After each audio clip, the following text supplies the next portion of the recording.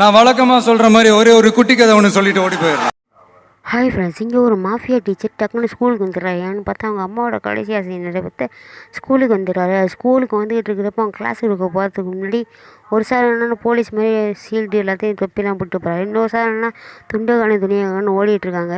மறுபடியும் இந்த கிளாஸ் பசங்களாம் நூடுல்ஸ் ஆக்கி சாப்பிட்டுட்டு பெட் வச்சு விளாட்றது அப்படின்னு செஞ்சுக்கிட்டு இருக்காங்க.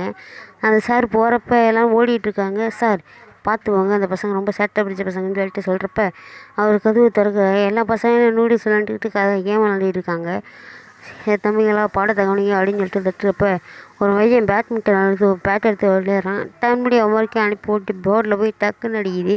பார்த்து அலண்டுறாங்க அந்த பசங்களாம். மறுபடியும் உட்காந்துட்டு இருக்கிறப்போ சார் இதை கவனிங்க, இது எப்படின்னா அப்படின்னு சொல்லிட்டு சொல்லிட்டு இருக்கிறப்ப எல்லாம் தூங்குறது, ரீல்ஸ் போடுறது அப்படின்னு சொல்லிட்டு எல்லா வேலையும் செய்கிறாங்க. இங்கே கிளாஸை கவனிக்கணும்னா தண்டனை தருவோம் அப்படிங்கிறப்ப நீங்கள் ஆமாம் பெரிய ஆளான்னு சொல்லிட்டு நடுவில் ஒரு பையன் எழுந்திரிக்கிறான். ஆமாம் நீங்கள் என்ன பண்ணுவீங்கிறப்ப இன்னும் 3 நாளில் உங்களுக்கு தரத்துல நாங்கள் ஸ்டூடெண்ட் இல்லை, நாங்கள் சொல்கிற தகவலேருந்து தாப்பிச்சிட்டிங்கன்னா நீங்கள் உங்கள்படி நாங்கள் கேட்குறோம் அப்படின்னு சொல்லிட்டு அந்த பசங்க சொல்கிறாங்க.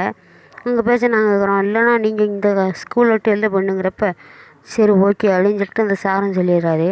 அதுக்கப்புறம் பசங்க எல்லாம் உக்காந்துட்ருக்கானுங்க. சரி இந்த பாடத்தை அழுத்தி முடிச்சிடுறேன், சரி உங்கள் தொல்லையிலேருந்து நான் 3 நாளில் உங்களை மறுபடியும் என் கிளாஸில் உட்கார வைக்கணும்னு சொல்லிட்டு அவர் ஒத்துக்கிறாரு. மறுபடியும் அடுத்த நாள் என்ன பண்ணுறாங்கன்னா மாவை டோருக்கு பின்னாடி வச்சுட்டு கை வச்சு சார் மண்ணை தள்ளி விடலான்னு பார்க்குறாங்க. அது சாரும் கரெக்டாக வரப்போ டக்குன்னு கொடையை பிடிச்சிடுறாரு. அந்த மாவு அவங்களுக்கே போய் விழுந்துது. சரி இன்னொன்று மறுபடியும் தண்ணி குடிக்க போகிறப்ப எல்லாம் பொருளையும் விட்டுறாங்க. அதில் அவருக்கே ரிட்டன் கொடுக்குற மாதிரி ஒரு கொடையை வச்சு அதே கொடையை வச்சு சுற்றி விட்டு அவங்களுக்கு அனுப்பி விட்றாங்க சாரு.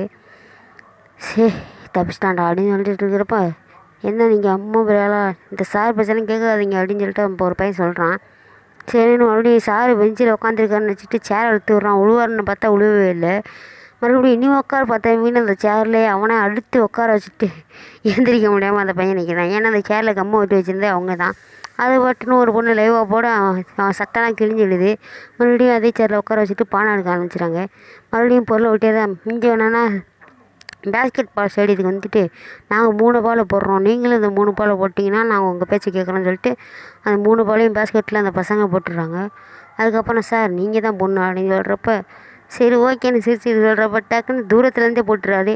நீ எப்படி செஞ்சீங்கிறப்ப மறுபடியும் 2வது பாலை போட்டுறாங்க. டக்குன்னு வாயை பொழந்துறான் பையன். அதுக்கப்புறம் ஒரு ரவுடி கும்பல் வந்து அந்த பசங்கள்ட்ட கும்பலுக்கு அவங்கள அடித்து போட்டு அந்த சார் திரும்பி அவங்களுக்கே அந்த பாம்பு வச்சிடுறாரு. அதுக்கப்புறம் அந்த பசங்களும் அவங்க பேச்சு கேட்க ஆரம்பிச்சு